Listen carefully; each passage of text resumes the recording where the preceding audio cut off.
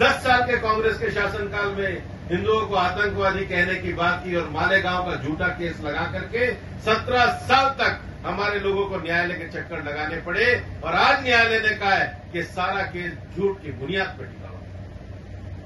कांग्रेस ने पूरा शासन झूठ की बुनियाद के आधार पर किया और इसलिए दोस्तों हमको किसी को कहने के लिए, किसी को कमजोर करने के लिए काम वो राजनीति नहीं कर रहे हैं।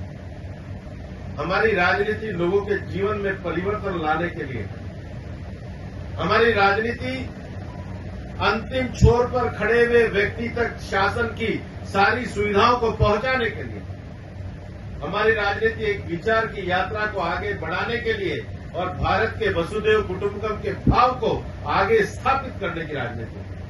और इसलिए राजनीति किसी एक व्यक्ति की नहीं हो सकती, एक राजनीति किसी एक परिवार की नहीं हो सकती, ये राजनीति किसी एक विरासत की नहीं हो सकती।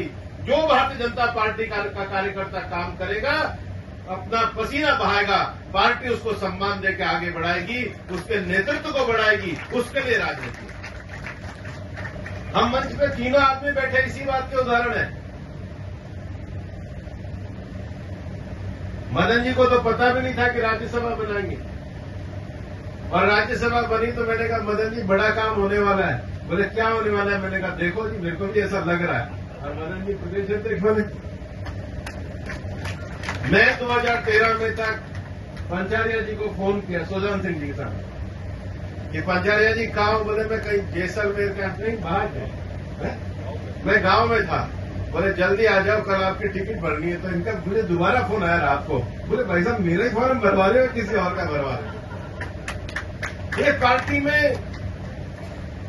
आप किसी को भी देखिए, जिस कार्यकर्ता ने काम किया, कार्यकर्ता को कहने की जरूरत नहीं पड़ी है, किसी कार्यकर्ता को कहने की जरूरत नहीं पड़ी है कि मेरे को बनाया जाए, अपने आप कार्यकर्ताओं को बनाया जाता है। और मैं तो इस बात का उदाहरण हूं।